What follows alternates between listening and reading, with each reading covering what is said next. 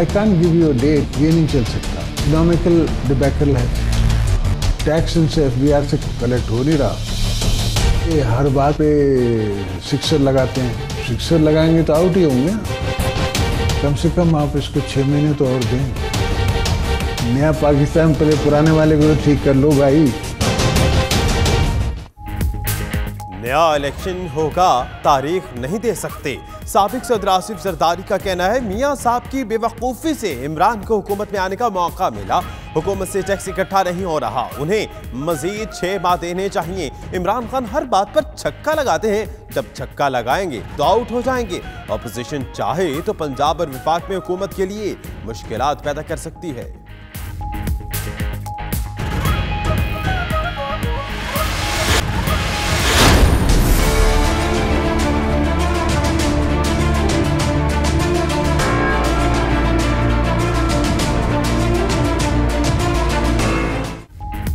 Jail में कैद नवाज शरीफ की तिबी बुनियाद पर रिहाई की अपील। इस्लामाबाद हाई कोर्ट ने मेडिकल रिपोर्ट तलब कर ली। नैब और जेल सुपरिटेंडेंट को 6 फरवरी के लिए नोटिस जारी। क्या जेल में इलाज की सहूलियत नहीं मिल रही? जस्टिस आमिर फारूक का इस्तफसार। नवाज शरीफ को गुर्दे में 3रे दर्जे की बीमारी है। मेडिकल बोर्ड ने अस्पताल मुंतकिली की सिफारिश की। ख्वाजा हारिस के दलाइल।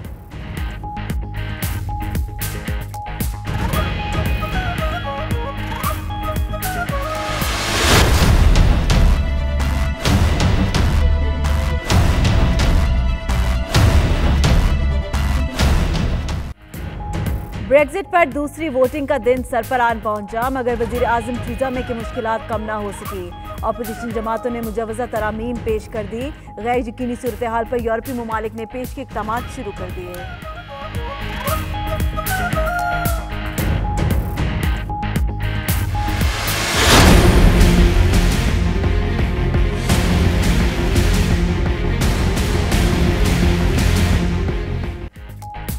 ब्रेक्जिट के बाद बरतानिया में पैदा हो सकता है सियासी अदम इस्तेहकाम और इंतशार।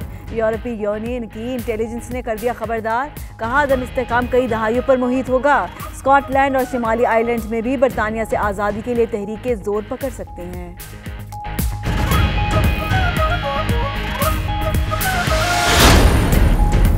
ब्रेक्जिट वोटिंग से लेकर नताइज तक 92 न्यूज़ यूके कल खुसूसी नशरियात पेश करेगा। कानूनी और सियासी माहिरीन के बेलाग तज्ज़िये और तबसरे बराह रास्त कवरेज का हिस्सा होंगे।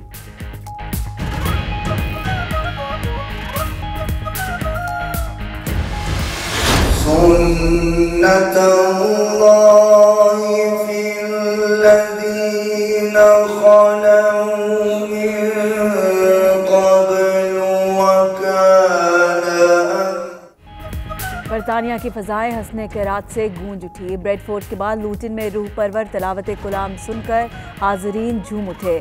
आलमी शोहरत याफ्ता कारी सैयद सदाकत अली मेहमान खुसूसी, उलमाए कराम और कम्युनिटी की भरपूर शिरकत।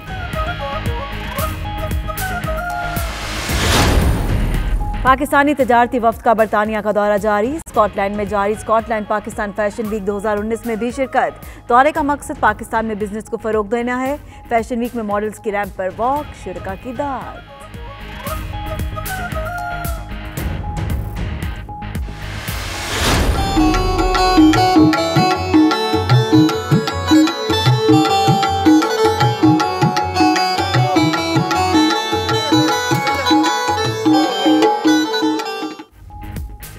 वॉल्सल में ओवरसीज पाकिस्तानी एहतशाम रफीक शादी के बंधन में बंध गए।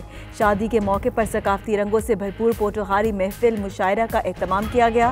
वाजिद शाह, मलिक तनवीर और दीगर की खुसूसी शिरकत। हाजरीन महफिल ले अश अश कर उठे।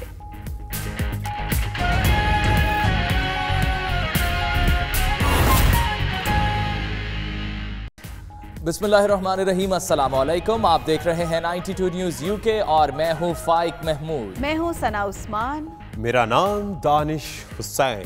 दुनिया के सबसे बड़े 360 डिग्री वर्चुअल स्टूडियो में हम आपको खुशामदीद कहते हैं। इस बुलेटिन में बहुत सी खबरें पाकिस्तान से अब तक पहुंचाएंगे और बहुत सी यूके से भी।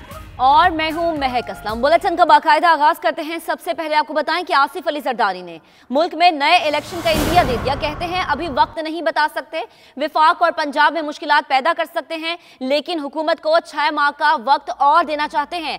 मजीद कहा कि सानहा साहिवाल पर वजीर आला पंजाब को मुस्ताफी हो जाना चाहिए। 92 न्यूज को खुसूसी इंटरव्यू देते हुए कहा कि नैब को इंसाफ के लिए बनाया, वो सियासी हो गया। सड़कों पर घसीटे जाने की बातें जलसों की बातें होती हैं, हकीकत में ऐसा नहीं हो सकता। पंजाब में फॉरवर्ड ब्लॉक बन सकता है मगर जल्दी नहीं।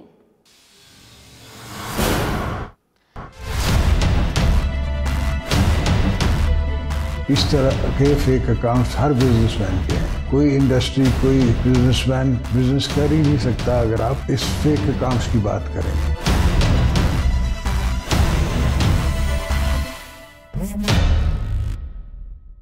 सियासत के रमूजो औकाफ खूब जानने वाले साबिक सदर आसिफ अली जरदारी हुकूमत के खिलाफ खुलकर सामने आ गए। 92 न्यूज के प्रोग्राम हो क्या रहा है में मुल्क की सियासत और पीटीआई हुकूमत पर खूब बोले और माजी हाल के सियासी हरीफों को आड़े हाथों लिया। एक सवाल के जवाब में आसिफ अली जरदारी ने नए इलेक्शन की बात तो जरूर की, ताहम तारीख देने से गुरेज किया। I can't give you a date, I have no crystal ball नहीं है, मगर ये नहीं चल सकता। सिक्सर कौन लगाता है और अंजाम क्या होगा? प्रोग्राम हो क्या रहा है में बात करते हुए आसिफ अली जरदारी ने कहा कि पार्लियामेंट में कुछ काम नहीं होगा तो आउट ही समझे। ये हर बात पे सिक्सर लगाते हैं, तो सिक्सर लगाएंगे तो आउट ही होंगे ना। तो क्रिकेटर है वो, तो सिक्सर लगाएंगे ना, आपको मालूम। तो फिर आउट होना है। आसिफ अली जरदारी मैदान सियासत के अहम खिलाड़ी ठहरे। सड़कों पर घसीटे जाने बारे सवाल का जवाब भी खूब दिया। शहबाज शरीफ ने कहा था कि मैं जरदारी साहब को सड़कों पे घसीटूंगा। इसे कहते हैं ना, एक जलसे की जुबान है, जलसे में, वरना तो कोई लॉ तो नहीं है जो कैसे कर सकता है किसी भी के साथ। अब ये नहीं कर सकते, ये नहीं कि मेरे साथ नहीं हो सकता, मगर किसी के साथ ये नहीं हो सकता। जाली अकाउंट्स के बारे में सवाल पर आसिफ अली जरदारी ने कहा कि जाली अकाउंट्स के बगैर कोई बिजनेसमैन नहीं चल सकता।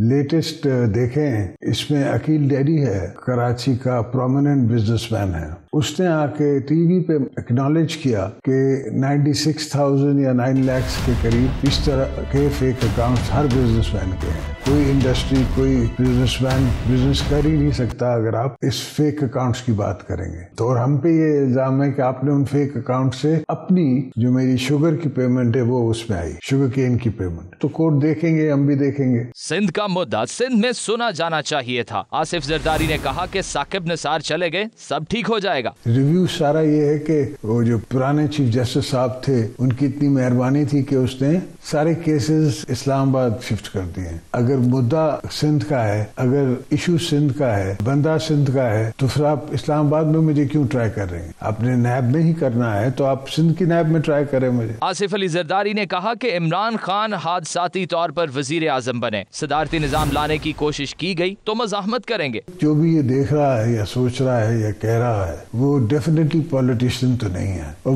बेसिकली हमारे यहाँ बहुत सारे हादसी पॉलिटिशियंस भी हैं जिनको बनाया गया है। इमरान खान साहब को तो नहीं साबित कर, उनको भी मैं यही कहूंगा, इनके पास ना पॉलिटिकल विजडम है, ना पॉलिटिकल सोच है, ना इनकी स्टडी है। सानहा साहिवाल आसिफ अली जरदारी ने 2 टोक अल्फाज में कहा वजीर आला को मुस्ताफी हो जाना चाहिए। पंजाब में फॉरवर्ड ब्लॉक बन सकता है मगर जल्दी नहीं। तो पंजाब में जो इंसिडेंट हुआ है 2 दिन पहले, उसमें पंजाब का सीएम रिजाइन कर जाए। साहिवाल वाला वो कहते हैं परवेज इलाही साहब के फॉरवर्ड ब्लॉक बनाने की कोशिश की जा रही है, और फवाद चौधरी साहब ने तो कह भी दिया था। वो बहरहाल बन सकता है पंजाब में, मगर जल्दी नहीं है। पीटीआई हुकूमत को कितना वक्त देना चाहिए? आसिफ जरदारी ने कहा वफाक और पंजाब में मुश्किलात पैदा कर सकते हैं, लेकिन 6 माह और देना चाहते हैं। अब आजकल आप अपने जो है वो चेस के मूव्स नहीं कर रहे खान साहब को गिराने के लिए? नहीं, मैंने आपसे कहा ना अभी जल्दी है। जल्दी है?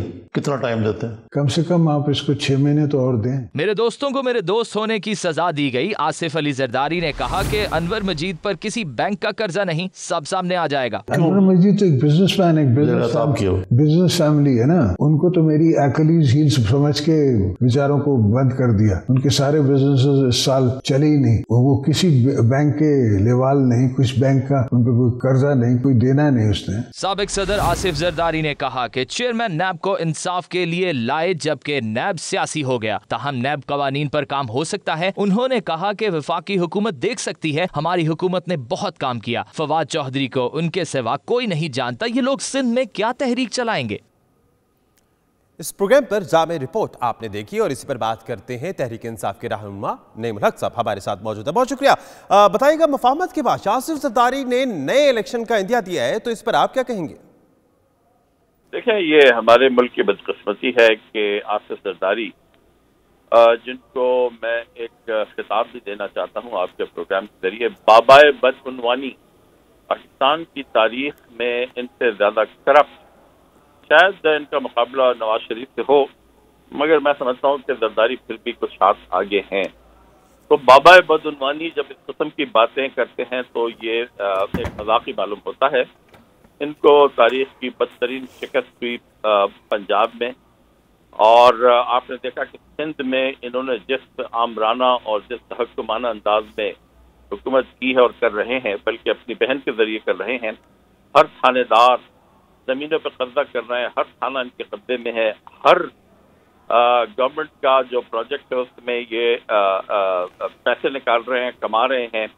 ऑडिटर जनरल की रिपोर्ट के मुताबिक पिछले साल यानी 2016-17 में ऑडिटर जनरल ने अपनी रिपोर्ट में लिखा है कि 600 अरब रुपए का जो बजट था, 300 अरब रुपए गायब हो चुके हैं, चोरी हो चुके हैं, और सिंध हुकूमत ने इसका कोई हिसाब ही नहीं दिया।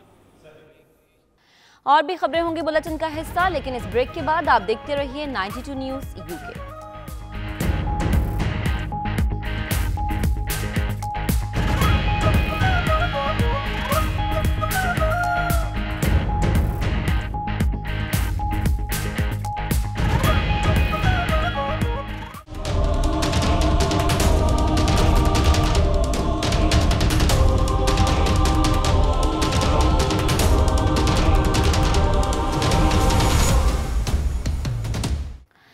बरतानिया यूरोप का हिस्सा रहेगा या अलहदगी इख्तियार करेगा, इस हवाले से नई वोटिंग कल होगी, जिसमें वजीर आजम थेरेसा मे और अपोजिशन जमातें अपनी तरामीम और तजावीज़ पेश करेंगी।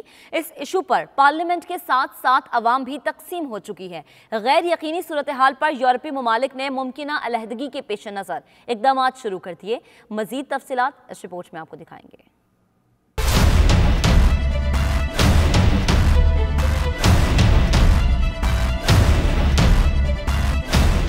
15 जनवरी को होने वाली ब्रेक्जिट वोटिंग में बरतानवी वजीर आजम थेरेसा मे को बदतरीन शिकस्त का सामना करना पड़ा, जिसके बाद भी हालात उनके काबू में दिखाई नहीं देते। कल एक बार फिर बरतानवी पार्लियामेंट में ब्रेक्जिट पर वोटिंग होने जा रही है, जिसमें वजीर आजम थेरेसा मे ब्रेक्जिट डील पर तरमीमी बिल पेश करेंगी।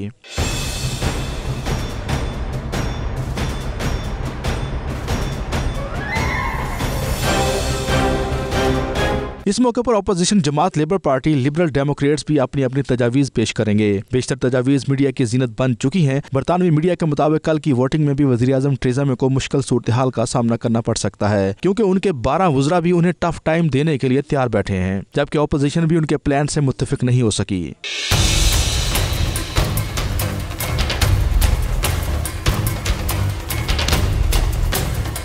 वोटिंग में नाकामी के बाद बरतानिया नए रेफरेंडम या इंतखाबात के मरहले से गुजर सकता है, जबकि हुकूमत के खिलाफ एक बार फिर अदम एतमाद की तहरीक की गूंज भी सुनाई दे सकती है। पार्लियामेंट के साथ साथ बरतानवी अवाम भी ब्रेक्जिट के मामले पर तकसीम का शिकार दिखाई देते हैं। कुछ लोग ब्रेक्जिट के हामी तो कुछ मुखालफत करते नजर आते हैं।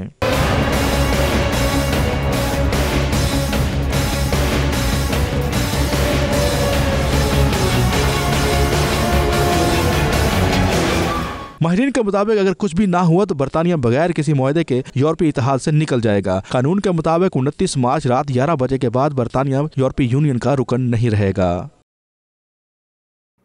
ब्रेक्जिट पर गैर यकीनी सूरत हाल बरकरार है। वजीर आजम थेरेसा मे को दोबारा शिकस्त का सामना करना पड़ेगा या इस दफा होगी कामयाबी? तफसीलात इस रिपोर्ट में मुलाहिजा कीजिए।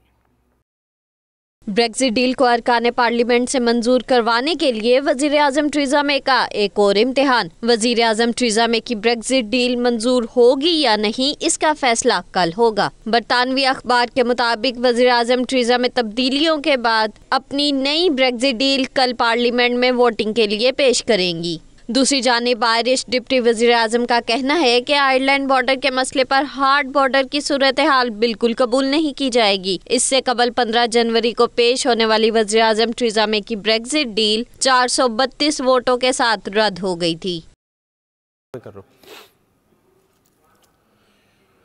ब्रेक्सिट डील पर बरतानवी पार्लियामेंट में कल होने वाली दोबारा वोटिंग और बरतानवी सियासी सूरत हाल पर बात करने के लिए हमारे साथ मौजूद हैं मारूफ बैरिस्टर अमजद मलिक साहब। बहुत शुक्रिया मलिक साहब। बैरिस्टर साहब, ये बताएगा कि अगर कल भी नाकामी का सामना करना पड़ता है टेरेसा मे को, तो उनके पास एज अ प्राइम मिनिस्टर कौन कौन से और ऑप्शंस हैं?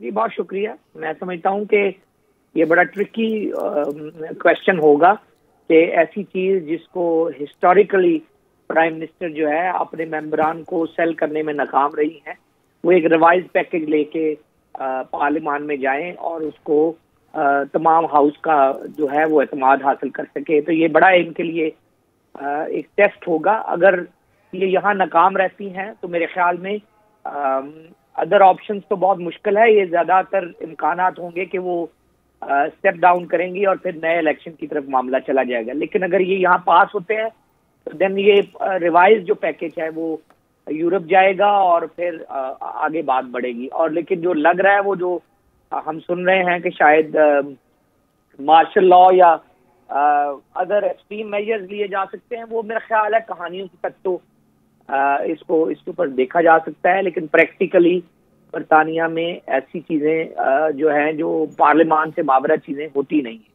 और या तो लोग नो डील के ऊपर बात करेंगे या रिवाइज पैकेज के ऊपर बात करेंगे या कोई ऐसी जो है नई कोई निकालेंगे चीज जिसके जरिए अगर यूरोप में रहते हैं और वो जो इश्यूज जो थॉर्नी इश्यूज जो बरतानिया को अफेक्ट करते हैं उनके ऊपर कोई रिवाइज पैकेज हो, जैसे इमिग्रेशन है, जैसे इकोनॉमी है, जैसे एक करेंसी है, या जैसे आने जाने के मामलात हैं। अच्छा बैरिस्टर साहब, जो कि अभी इमिग्रेशन की भी आपने वैसे बात की है, तो खासतौर पर जो ये कशमकश सी है ब्रेक्जिट की, तो इसमें तारकीन वतन क्या सोच रहे हैं? डील या नो डील की सूरत में किस किस्म के हालात होंगे? अब चूंकि स्कॉटलैंड और शुमाली आयरलैंड ये दो भी जेर बहस आजकल बड़े हो रहे हैं। देखो मेरे ख्याल में इमिग्रेंट्स जो तो यहाँ रहने वाले गोरा कम्युनिटी है, उनको तो लगता था इलेक्शन की वजह से क्योंकि इतना हाइप क्रिएट किया इन्होंने जैसे कि सारा हमारे रेवेन्यू जो है से आने वाले लोग खा गए। लेकिन जो बाहर से आने वाले तारकीन वतन है वो समझते हैं कि वो they are doing their work and getting the wage as per the जो मेरिट के ऊपर, उनका काम के ऊपर जो मिनिमम वेज रिक्वायरमेंट है उसके ऊपर। लेकिन क्योंकि इतना हाइप था तो वो लगता था कि सारा हाउसिंग, एजुकेशन और इंफ्रास्ट्रक्चर और लॉ एंड ऑर्डर सारा जो है माइनॉरिटीज को या मुल्क से बाहर आने वाले माइग्रेंट्स को मैनेज करने में लग रहा है। लेकिन अब समझ में आ रहा है कि जब ब्रेक्जिट में बाहर निकल आएंगे यूरोप से तो 5 मिलियन लोग का आना जाना अफेक्ट होगा। तो ये जॉब्स, माइनर जॉब्स करेगा कौन? ये छोटी छोटी जॉब जो बाहर से लोग आगे करते हैं या जो स्किल एंड सर्विसेज प्रोवाइड करते हैं, उनकी जॉब क्या उसकी जगह पे लोकल वाइट कम्युनिटी करने के लिए उन जॉब्स को तैयार होगी, चाहे वो हॉस्पिटैलिटी इंडस्ट्री है, चाहे नर्सिंग है, चाहे हॉस्पिटल्स है। तो ये तमाम लम्हा फिक्रिया है। और मेरे ख्याल में जो माइनॉरिटी कम्युनिटी है उनके लिए तो ब्रेक्जिट के बाद भी मौके बढ़ेंगे, क्योंकि 5 मिलियन लोग जो है अपने अपने मुल्कों में चले जाएंगे। तो वो जॉब्स जो हैं उनको फिल करने के लिए तारकीन वतन के ममालिक से भी उन लोगों को लाया जा सकता है स्पेशल कोटा के ऊपर कि वो वर्क परमिट पे आके यहाँ काम करें और उन जॉब्स को फिल करें जो इमरजेंसी में यहाँ क्रिएट होगी। तो एक किस्म का मेहम होगा जिसमें अपॉर्चुनिटीज भी होंगी और जिसमें डिफिकल्टीज भी होंगी। तो लेकिन बेहतर की उम्मीद करनी चाहिए कि बेटर सेंस विल प्रिवेल और पार्लियामेंट वो फैसला करेगी जो इस मुल्क के वसीतर मफाद में होगा। बहुत शुक्रिया अमजद मलिक साहब हमारे साथ मौजूद थे। और हमारे साथ मौजूद है इमिग्रेशन एक्सपर्ट आसिम सलेमान साहब। बहुत शुक्रिया आसिम साहब। ये बताइएगा, अगर कल भी ब्रेक्जिट पर वज़ीर-ए-आज़म टेरेसा मे को नाकामी का सामना करना पड़ता है तो बरतानवी सियासत क्या रुख इख्तियार करेगी? वज़ीर-ए-आज़म के पास अब अगला ऑप्शन क्या होगा और इमिग्रेंट्स क्या सोचेंगे? जी अस्सलाम वालेकुम। जो पिछले साल जो वोटिंग हुई थी, पिछले जो वीक जो वोटिंग होती हुई है, उसके बाद बहुत सारे प्लान बने हैं, बहुत सारी अमेंडमेंट बिल को प्रपोज की जा चुकी हैं ऑलरेडी। कल अगर वोटिंग नहीं होती, अगर वो डिफीट हो जाती है टेरेसा मे को, तो दे हैव अनदर प्लान कि इसको ब्रेक्जिट को डिले किया जाए फॉर अनदर 9 मंथ, क्योंकि टोरीज एमपी ने ऑलरेडी प्रपोज कर दिया हुआ है कि भाई अगर ये पास नहीं होती सो देन एक नया जो लाहेमल तय किया जाएगा जिसके मुताबिक इसको डिले कर दिया जाए until 31st of December. तो they have यूरोपियन यूनियन ने इनको टाइम दिया हुआ until 11th of February, और जो भी करना चाहते हैं it has to be done by 11th of February. तो सिचुएशन काफ़ी डिफिकल्ट है. Theresa May and the Tories parties, they are very hopeful कि इस दफ़ा जो है ना वो अमेंडमेंट जो है ना वो पास हो जाएंगी. लेकिन कोई भी हतमी तौर पर नहीं कह सकता कि क्या वाकई ऐसे होगा. अगर तो ये पास हो जाती हैं तो हमें पता है कि क्या होगा कि ब्रेक्सिट जो डेट है 31 मार्च, ये जो है ना उसमें ब्रेक्सिट हो जाएगा. अगर नहीं होता तो मज़ीद डिफ़िकल्टी है. बिल पास नहीं होता दैन मज़ीद डिफ़िकल्टी ये हो जाएगी कि ये दोबारा निगोशिएट करना पड़ेगा. थेरेसा मे को दोबारा यूरोपियन पार्लियामेंट के पास जाना पड़ेगा, दोबारा इसके ऊपर जो है ना एग्रीमेंट होगा. एग्रीमेंट करने के बाद then they have to bring it back to parliament again for voting, और फिर पार्लियामेंट भी पास होना, पार्लियामेंट भी इसको पास किया जाएगा. तो अभी जो सिचुएशन जो है वो काफ़ी डिफ़िकल्ट है. अभी हतमी तौर पर कुछ भी नहीं कहा जा सकता कि क्या होगा. तो लेट्स होप कि कल क्या होता है. लेकिन ऑप्शन क्या है आसिम साहब, मिनिमम या मैक्सिमम हम कह लीजिए, इलेक्शन या फिर रेफरेंडम या फिर कोई तीसरा ऑप्शन? देखिए इलेक्शन का जो उसके ऊपर तो वोटिंग हो चुकी है, जो नो कॉन्फिडेंस है उस पर तो ऑलरेडी जो है ना वो पार्लियामेंट ने डिसाइड कर दिया है कि they want have election again. Situation ये है कि क्या ये सक्सेसफुली डील हो जाएगी, ये पास हो जाएगा, अमेंडमेंट पास हो जाएगी या नहीं होगी, उसके बाद ही कोई सिचुएशन जो है क्लियर होगी. तो कल का दिन जो है वो बहुत अहम है. उसमें अगर ये पॉसिबिलिटी, अगर ऐसा हो जाता है कि ये पास नहीं होता और 11 फरवरी तक कोई अमेंडमेंट जो है ना वो पास नहीं होती, तो देन दे विल एक नई अमेंडमेंट बिल पास किया जाएगा कि इसको डिले कर दिया जाए. अगर वो डिले होता है उस 2 साल तक के लिए डिले हो सकता है शायद. जी 2 साल तक के लिए मेरे ख्याल से डिले कर सकते हैं. ये वज़ीर आज़म का इस्तेहक़ाक़ है जी. ये देखें उनके, ये तो एग्रीमेंट है between UK government and the European Union के साथ कि वो कितना करना चाहते हैं. तो parliament will agree on this one. Initial जो अभी तो जो लेबर एमपी ने जो प्रपोज किया हुआ है अमेंडमेंट बिल, वो ये एक इनका प्लान, एक की प्लान है कि अगर ये बिल पास नहीं होता तो then they will ask for the parliament to delay until 31 December. तो उस डिले में अगर ये डिले हो जाता है तो फिर निगोशिएशन दोबारा यूरोपियन यूनियन के साथ दोबारा शुरू होगी. और उन निगोशिएशन के दौरान अगर कोई हतमी सूरत हाल नहीं निकलती और ये किसी ऐसी सिचुएशन तक नहीं पहुंचता कि भाई कोई दोनों पार्टीज एग्री होती हैं, तो फिर शायद कॉल बढ़ती जाए यूके की आवाम की तरफ से, लोगों की तरफ से, एमपीज की तरफ से कि भाई ये जितना ज़्यादा प्रॉब्लमेटिक हो रहा है तो बेहतर ये है कि इसको दोबारा रेफरेंडम करवा दिया जाए. सही, बहुत शुक्रिया आसिम सुलेमान साहब, माहिर इमिग्रेशन हमारे साथ मौजूद थे. यूरोपीय यूनियन की इंटेलिजेंस ने खबरदार किया है कि ब्रेक्जिट के बाद बरतानिया में सियासी अदम इस्तेहकाम और इंतशार पैदा हो सकता है जो कई दहाइयों पर मुहित होगा. इसी पर देखिए ये रिपोर्ट.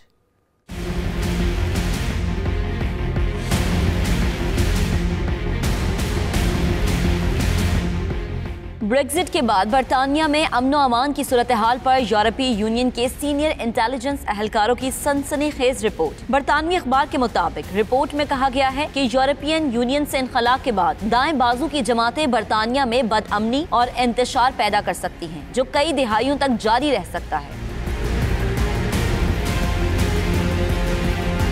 रिपोर्ट में मजीद कहा गया है कि बरतानिया के यूरोपीय यूनियन से निकल जाने के 18 माह बाद स्कॉटलैंड और शिमाली आयरलैंड में बरतानिया से अलहदगी की तहरीकें जोर पकड़ जाएंगी और मुमकिना तौर पर आज़ादी के लिए रेफरेंडम भी हो सकते हैं. और बरतानिया में बदअमनी को रोकना इंतहाई मुश्किल है, चाहे ब्रेक्जिट का जैसा भी नतीजा निकले.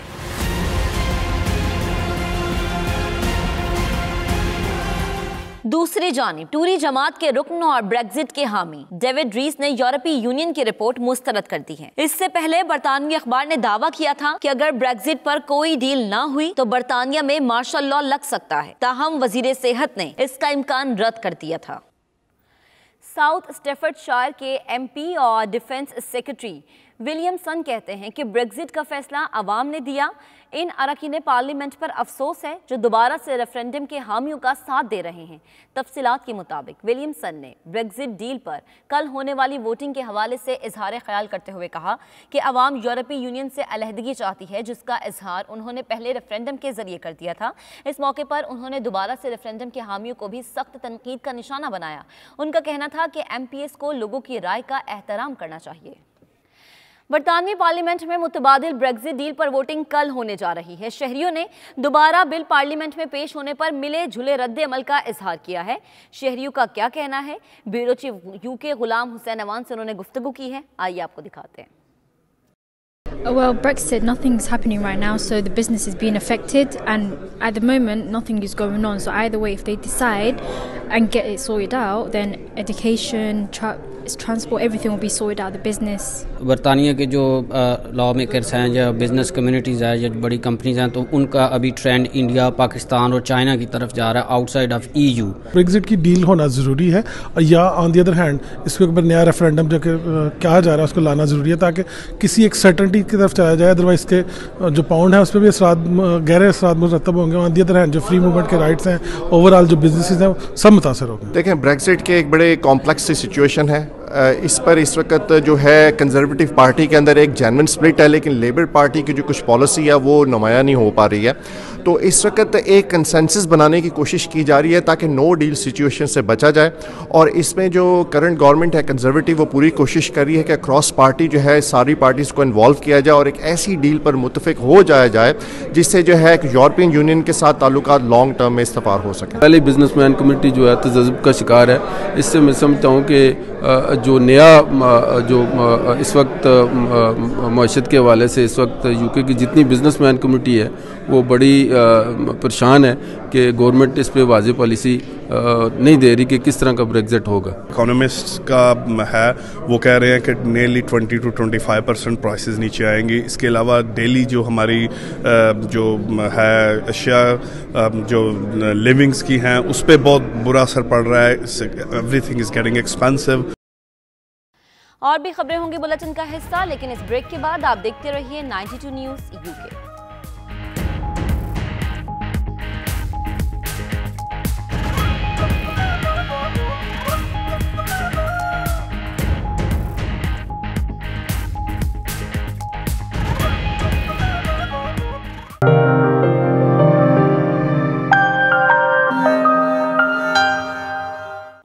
लंदन के नवाही टाउन लूटन की मरकजी जामा मस्जिद गौसिया की जेर निगरानी जश्न विलादत कुरान मजीद के हवाले से पुरवकार तकरीब का एहतमाम किया गया।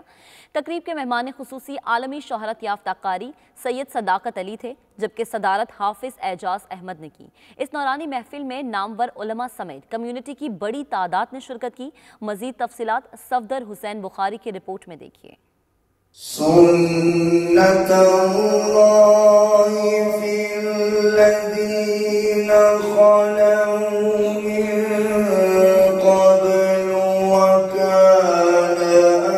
ल्यूटन की जामिया मस्जिद में जश्न तिलावत कुरान मजीद के नाम से मुनक़दा रूहानी महफल में कारी हज़रात ने कलाम पाक की तिलावत करके समां बांध दिया।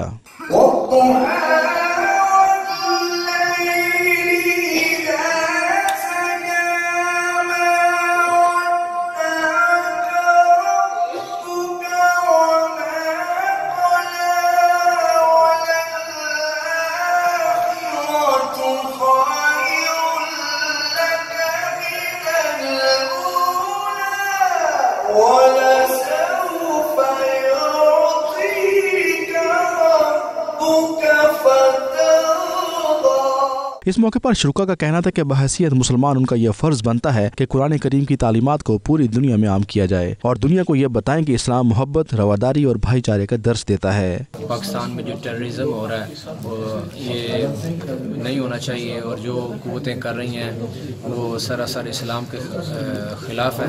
सब लोगों ने इस मैसेज को सुना। मुझे उम्मीद है कि इस मैसेज पर अमल होगा और ये मैसेज जो है तमाम चैनल्स के ज़रिए पूरी उम्मत मुस्लिमा तक पहुँचेगा मेरी दुआ है अल्लाह तबारक व तआला पाकिस्तान को इस्तेहकाम अता फरमाए, पाकिस्तान को इस दहशतगर्दी से कैसे महफूज रखे। It's all about connecting with the Quran, such an important subject as this has been lost in today's age and today's society. The Quran needs to be understood, and it needs to be understood that it's a universal code. Gathering we had today, in which the message was that Islam is a religion of peace, love and harmony. There is no place for terrorism in Islam, and again there is no place for terrorism in Pakistan. शुरा का मजीद कहना था कि इस्लाम अमन का दीन है, दहशतगर्दी से इस्लाम का कोई ताल्लुक नहीं, बल्कि अहले ईमान दहशतगर्द हो ही नहीं सकते। इस्लाम मुसलमान की गैरत कभी भी ये गवाही नहीं करती कि दुनिया के अमन और चैन को बर्बाद करे, बल्कि मुसलमान तो अमन और सलामती को कायम करने वाला है। इस मौके पर कारी सैयद सदाकत अली का कहना था कि इस्लाम कहीं भी दहशतगर्दी और फितना फसाद की इजाज़त नहीं देता, इस्लाम पुरअमन दीन है। महफिल में मौलाना अरफात अहमद, हाफिज अख्तर, मलक पन्नू, चौधरी शफात और चौधरी कुर्बान ने खसूसी शिरकत की। प्रोग्राम के इख्तिताम पर पाकिस्तान, मकबूजा कश्मीर, फ़लस्तीन समेत पूरी दुनिया के मुसलमानों के लिए दुआ की गई। लंदन में Pakistan UK chamber of commerce का नेटवर्किंग इवेंट। इमरजेंसी मीटिंग में अमजद खान को सदर मुंतखब कर लिया गया। जनरल सेक्रेटरी वहीदुर रहमान मियां ने यूके पीसीसीआई का आइंदा के लाहे अमल का भी ऐलान किया। Bureau chief UK Ghulam Hussain Awan ने रिपोर्ट तैयार की है, आइए आपको दिखाएंगे। बरतानिया में पाकिस्तानी कारोबारी शख्सियात की सबसे पुरानी तंजीम यूके पीसीसीआई की तकरीब हुई, जिसमें सदर कामरान खान के इस्तीफे के बाद खाली होने वाली नशिस्त पर अमजद खान को आइंदा साल के लिए सदर मुंतखब किया गया। तकरीब का आगाज तलावत कलाम पाक से हुआ और पाकिस्तान और बरतानिया के कौमी तराने सुनाए गए।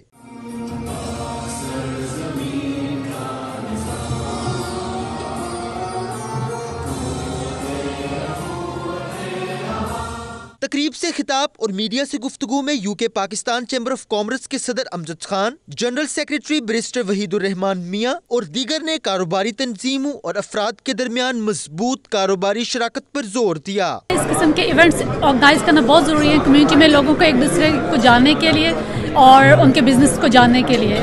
अब हम यूके पीसीसीआई चैम्बर को इंशाल्लाह काफ़ी चेंजिंग ला रहे हैं इसके अंदर, और इसके अंदर यंग डायरेक्टर्स आ रहे हैं और इंशाल्लाह हमने मिलकर काम करना। चैम्बर ऑफ कॉमर्स ने ये जो इवेंट रखा है ये बहुत इंपॉर्टेंट है, क्योंकि लोग सारे बिजनेसमैन आपस में मिलते हैं, एक दूसरे से शेयरिंग करते हैं बिजनेस और बाकी बहुत सारी चीज़ों में फ़ायदा होता है। आज सब बिजनेस कम्युनिटी यहाँ पे इकट्ठी हुई है और हम लोगों ने नेटवर्किंग एक इवेंट किया है और यूके पीसीसीआई के प्लेटफॉर्म पे, जिसका मकसद था कि पाकिस्तान और यूके के दरमियान जो ट्रेड है उसको बढ़ाया जाए। पूरे बिजनेस कम्युनिटी को इकट्ठा करें और एक दूसरे को मर्ज कराएं हम, ताकि एक दूसरे को पहचान सकें और एक दूसरे के साथ बिजनेस कर सकें। जो मेन हमारा मकसद यही था कि बिजनेस कम्युनिटी को इकट्ठा किया जाए। We are here today to introduce our luxury lifestyle concierge service to the general public and to the audience that are here. We are a luxury lifestyle concierge service offering international services to complement the lifestyle of high net worth individuals and business CEOs and directors across the world. Pakistan की business community को पाकिस्तान में और UK में मिलके हम पाकिस्तान में investment लेके जाएं, और जो बोर्ड पाकिस्तान से चैम्बर्स के आते हैं उनको हम यहाँ बड़े अच्छे तरीके से वेलकम करते हैं। जो यूके की बिजनेस है उसको हम गाइड करते हैं। जिस तरह से तमाम लोग आए हैं, मैसेज ये कन्वे हुआ है कि अगर आप आगे बढ़ना चाहते हैं, बिजनेस में नाम बनाना चाहते हैं, तो आप सबको मिल के तमाम के तमाम जो थिंक टैंक्स हैं उनको मिल के हाथों में हाथ डाल के एक साथ आगे बढ़ना पड़ेगा। नेटवर्किंग इवेंट है और इसमें हम नेटवर्किंग कर रहे हैं बिटवीन द लोकल बिजनेसेस, क्योंकि चैम्बर का हमारा काम है कि हम ब्रिजिंग का प्रोवाइड करते हैं बिजनेसेस को, और this event is going to be इंशाल्लाह very good event. UK PCCI play a very important role in bringing the two countries together. Trade is a very important terms of investment for Pakistan at the moment. Now, with the current government trying to promote trade, you can see UK PCCI doing a very important role where they are the intermediary between the two.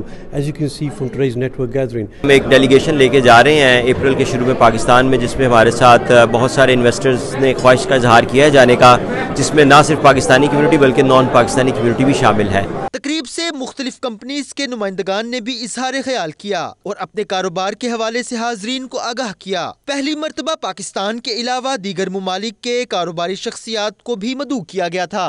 Pakistani business community ने इस अज़्म का इरादा किया है कि पाकिस्तान में सरमायाकारी को फ़रोग देकर वतन अजीज़ की खिदमत की जाएगी। कैमरा टीम के साथ गुलाम सनवान, 92 न्यूज़, लंदन। और अब आपको बताएं कि पाकिस्तान की टेक्सटाइल इंडस्ट्री पूरी दुनिया में अहमियत की हामिल है। पाकिस्तानी गारमेंट्स, सकाफत और बिजनेस को मजीद फ़रोग देने के लिए तिजारती वफ्द पाकिस्तान से बरतानिया आया। वफ्द ने स्कॉटलैंड में जारी स्कॉटलैंड पाकिस्तान फैशन वीक 2019 में शिरकत की और पाकिस्तानी मलबूसात, गारमेंट्स और सकाफत को फ़रोग दिया। मजीद तफसीलात महक आमिर की रिपोर्ट में मुलाहिजा कीजिए। पाकिस्तान के तिजारती वफ्द का मकसद बरतानिया और यूरोप में पाकिस्तान टेक्सटाइल, स्प्लिंग मिल्स, तिजारत, कारोबार और पाकिस्तानी इंडस्ट्रीज के बिजनेस को फरोग देना था। पाकिस्तानी ताजिरों ने 10 रोज़ा बरतानिया का दौरा किया। स्कॉटलैंड में ग्लासगो, एडम्बरा, लंदन, बेडफोर्ड और बर्मिंघम में तिजारती ताल्लुकात को मजीद फरोग देने के लिए मुख्तलिफ मीटिंग्स में शिरकत की। पाकिस्तान से आया वफ्द ग्लासगो में स्कॉटलैंड पाकिस्तान फैशन वीक 2019 में शरीक हुआ, जिसने बरतानिया में मुख्तलिफ तिजारती तंजीमों के नुमाइंदों और बरतानवी दरामद कुनिंदगान से मुलाकात की। पाकिस्तानी ताजिरों का कहना था कि पाकिस्तान और बरतानिया के दरमियान तिजारती मामलात मजीद बेहतरी की जानिब गामजन होंगे। यहाँ आके बहुत अच्छा लगा है, बहुत मज़ा आया है, तो इंशाल्लाह आप भी आएँ तो बहुत मज़ा आ रहा है। मैं आज इस प्रोग्राम में आई हूँ, सेशन 2 में फिदा भाई के प्रोग्राम में हम आए हैं और बहुत अच्छा प्रोग्राम है और उसमें हमें आगे बहुत खुशी हुई है। आज का जो इवेंट है वो स्कॉटलैंड और पाकिस्तान फैशन शो जो हुआ है उससे दो मुल्कों के दरमियान जो है एक अच्छा राब्ता होगा। तो स्कॉटलैंड में आकर बहुत अच्छा लग रहा है। ये हमारा फर्स्ट है कि Khairpur chamber of commerce and industry ने स्कॉटलैंड पाकिस्तान फैशन वीक 2019 के में पार्टिसिपेट किया है। It's with this understanding and coming along and meeting people that we can actually understand the needs of the Asian community and help them to understand how we are here to represent them as their army. Glasgow में जारी fashion week में models ने ramp पर walk की और शुरका से खूब दाद वसूल की। वॉल्सल के मकामी हॉल में एहतशाम रफ़ीक की शादी की तकरीब अदबी महफिल में तब्दील हो गई। महफिल मुशाहरा का एहतमाम अबरार हुसैन, मोहम्मद इकराम, राजा अखलाक ने किया, जिसके मेहमान खुसूसी वाजिद शाह, मलिक तनवीर, चौधरी परवेज़ और राजा सदाकत थे। शादी और महफिल मुशाहरा का मजीद अहवाल इरफान अहमद फराज की रिपोर्ट में मुलाहिजा कीजिए।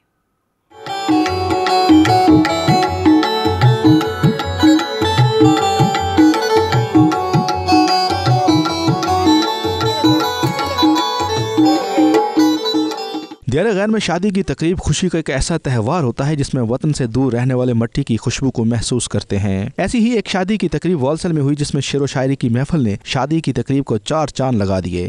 मेरी एक लागर बीमार बकरी ए भी बकरियां नाल नहीं जान जोगी, रत्ती रात नहीं इस दे वजूद अंदर, रत्ती रात नहीं इस दे वजूद अंदर, ए भी नहीं है किसे मेहमान जोगी, टूटी चौपड़ी वेख रशीद मेरी, ए भी नहीं है तेरी इज्जत शान जोगी। महफिल का आगाज मारूफ नात ख्वान लाला कदीर अहमद कदीर ने कलाम इलाही की तिलावत से किया, जबकि नात रसूल मकबूल सल्लल्लाहु अलैहि वसल्लम और हमदे बारी ताला की भी सादत हासिल की। लम्हा लम्हा है मुझे पर नबी की अता, लम्हा लम्हा है मुझे पर नबी की अता। मारूफ शुरा ने अपने अपने अंदाज में शेर सुनाकर महफिल को गरमाए रखा। इस मौके पर शानदार परफॉर्मेंस पर शुरा ने दिल खोल कर दाद दी।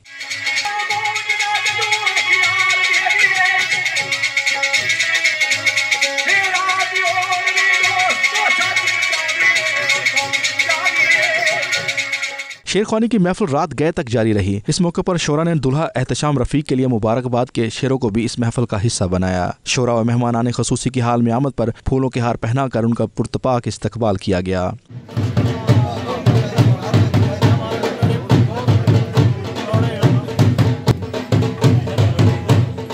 शुक्र का कहना था कि इस तरह के प्रोग्राम होने चाहिए ताकि इनकी नस्लें अपनी सकाफत को न भूल सकें। इस सकाफती प्रोग्राम होया तो इसने भी जैसा लोगों की साढ़े निक्के निक्की शादी सी तो तकरीबन सारी फैमिली और फ्रेंड एक दूसरे की मिले हैं। ये खुशी नहीं चीज़ है सारी, बड़ा तारीखी प्रोग्राम होया तो अल्लाह ताला सारे खुश खुशी होंगे। अल्हम्दुलिल्लाह अल्लाह ताला हर दूसरे की सुखी रखा है। अल्लाह ताला इस तरह ये चंगियां अच्छियां और सोहनियां महफिलां होन ताकि साढ़े जेडे यंग बच्चे भी ये जेड़ा टाइम होना बाहर कोई टाइम बड़ा उपरा जा होना तो इतने अंदर बैठे रहने से पहुंचे। इस मौके पर चौधरी इब्रार और उनके फैमिली मेंबरान ने मेहमानों का खास तौर पर शुक्रिया अदा किया। और भी खबरें होंगी बुलेटिन का हिस्सा, लेकिन इस ब्रेक के बाद आप देखते रहिए 92 न्यूज़ यूके।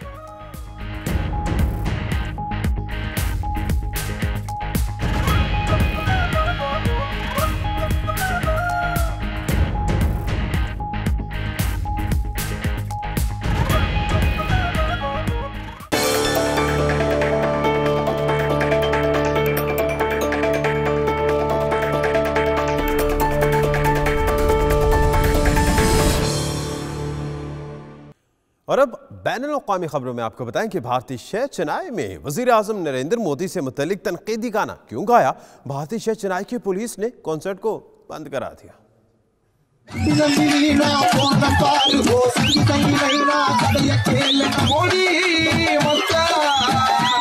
ये मनाज़िर भारतीय शहर चेन्नई के हैं, जहां स्ट्रीट कल्चर फेस्टिवल में मकामी बैंड की जानिब से गाना गाया जा रहा था। तमिल जुबान में गाए जाने वाले इस गाने में वज़ीर आज़म मोदी पर तनकीद की जा रही थी। मोदी का नाम सुनकर पुलिस एहलकार हरकत में आ गए और बैंड को परफॉर्म करने से रोक दिया, जिस पर वहां मौजूद लोगों ने शदीद मायूसी का इजहार किया।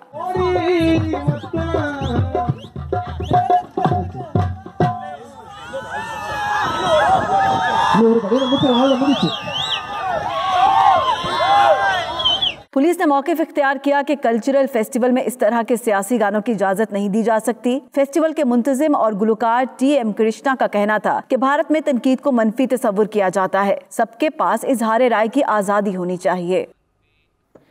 स्पेन में हजारों टैक्सी ड्राइवर्स का अपने मुतालबात के हक में एहतजाज जारी है। बार्सिलोना में मुजाहिरीन ने अपनी गाड़ियां मसरूफ शाहरा पर खड़ी कर दी। एहतजाज की तफसीलात जानेंगे शाहिद अहमद शाहिद की रिपोर्ट में।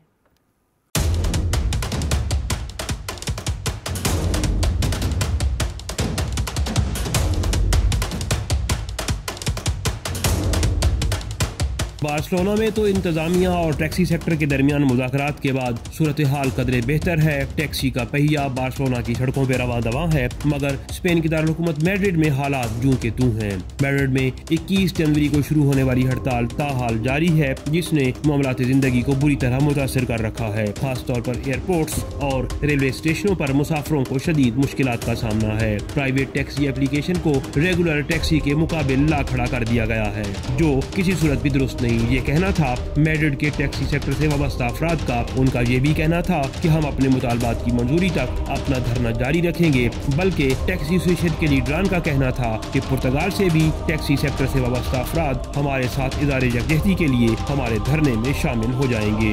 उनका कहना था कि बार्सिलोना की तर्ज का कोई हल मैड्रिड के लिए भी तजवीज़ किया जाना चाहिए, जिसमें प्राइवेट टैक्सी की बुकिंग कम अज कम 1 घंटा पहले होनी चाहिए। मुजाहिरीन शदीद मौसमी सूरत हाल के बावजूद अपने हुकूक की जंग लड़ रहे हैं और धरना दिए बैठे हैं और मैड्रिड की कई अहम शाहराहों को बंद कर रखा है। कैमरा टीम के साथ Shahid Ahmed Shahid, 92 news, Madrid, Spain.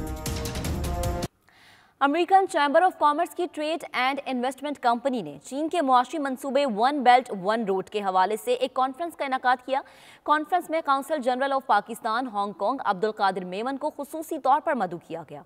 Council general Pakistan ने कॉन्फ्रेंस से खिताब करते हुए कहा कि चीन के इस मंसूबे में पाकिस्तान रीढ़ की हड्डी की हैसियत रखता है। सी पैक बैरून मुमालिक सरमायाकारों के लिए बेपनाह कामयाबियों का जामिन है। खास तौर पर यह economic road, retail, state energy, साफ पानी और माहौलियाती आलूदगी से बचाव के मंसूबों में सरमायाकारों की कामयाबी इसका मुंह बोलता सबूत है। उनका मजीद कहना था कि हुकूमत पाकिस्तान ताजिरों और सरमायाकारों को हर मुमकिन सहूलियात फराहम करेगी। अमरीकी चैम्बर्स के अहदेदारान ने काउंसिल जनरल पाकिस्तान का शुक्रिया अदा किया। फ्रांसीसी दारुल हुकूमत पेरिस के तारीखी आईफल टावर के सामने मकबूजा कश्मीर में भारतीय मजालिम के खिलाफ एहतजाजी मुजाहरा किया गया, जिसमें बड़ी तादाद में कश्मीरी और पाकिस्तानी कम्युनिटी ने शिरकत की। तफसीलात राजा हबीब की रिपोर्ट में आपको दिखाएंगे। फ्रांसीसी दारुल हुकूमत पेरिस के तारीखी मुकाम आईफल टावर के सामने मकबूजा कश्मीर में भारतीय मुजालिम के खिलाफ एहतजाजी मुजाहिरा किया गया, जिसमें बड़ी तादाद में कश्मीरी और पाकिस्तानी कम्युनिटी ने शिरकत की। मुजाहिरीन ने हाथों में कश्मीरी परचम और बैनर्स उठा रखे थे। इस मौके पर मुजाहिरीन ने लेकर रहेंगे आज़ादी, हम क्या चाहते हैं आज़ादी के भरपूर नारे लगाए। इस मौके पर मुजाहिरीन का कहना था कि मकबूजा कश्मीर में भारतीय जुल्म और सितम की इंतहा हो चुकी है। इंसानी हकूक की बदतरीन खिलाफ वर्जियाँ हो रही हैं। कश्मीरियों के पुरअमन जद्दोजहद को ताकत के जरिए कुचलने की कोशिश की जा रही है। मुजाहिरीन ने यह भी कहा कि अक़वाम आलम को कश्मीर में भारतीय जुल्म और इंसानी हकूक की खिलाफ वर्जियाँ बंद करवाने और मसला कश्मीर के हल के लिए अक़वाम मुत्तहिदा की करारदादों पर अमल दरामद यकीनी बनाने के लिए किरदार अदा करना चाहिए। कुछ बात हो जाए खेलों की तो साबिक कप्तान वसीम अकरम कहते हैं वर्ल्ड कप सर पर है, कप्तान की तब्दीली का वक्त गुजर गया, सरफराज ने जो किया उसे सजा मिल गई। देखते हैं खिज़र आज़म की ये रिपोर्ट। साबिक कप्तान वसीम अकरम ने वर्ल्ड कप से कबल कप्तान की तब्दीली की मुखालफत कर दी। कहते हैं शुएब मलिक को कप्तान बनाना था तो पहले बनाते, अब उनका करियर इख्तिताम पर है। टीम को शॉर्ट टर्म नहीं बल्कि लॉन्ग टर्म कप्तान चाहिए। लॉन्ग टर्म देखना है, शॉर्ट टर्म हमने देखना नहीं है। अगर कोई है सरफराज की जगह तो बता दें। Too late to change a captain before the world cup, because उससे पहले हमारी बड़ी कम सीरीज हैं, उसमें मैच होना, जेल होना probably will be tough. Wasim Akram का कहना था कि सरफराज की गलती को हमने खुद दुनिया भर में उजागर किया। कुछ लोग सरफराज को सजा मिलने पर खुश हैं। और किसी का कसूर नहीं है, ये हम ही ने उनको समझाया है कि इसने क्या कहा है सोशल मीडिया पे, क्या कह के अब खुश हैं सारे कि वो 4 मैचों के लिए बैन हो गया। साबिक कप्तान का कहना था कि खिलाड़ियों को तमीज सिखाना पीसीबी का काम नहीं, खिलाड़ियों को खुद भी जिम्मेदारी का मुजाहिरा करना चाहिए। कैमरामैन फरहान हनीफ के साथ खिज़र आजम, 92 न्यूज़, कराची। इस बुलेटिन से अब तक के लिए इतना ही। मजीद बाखबर रहने के लिए आप देखते रहिए 92 न्यूज़ यूके।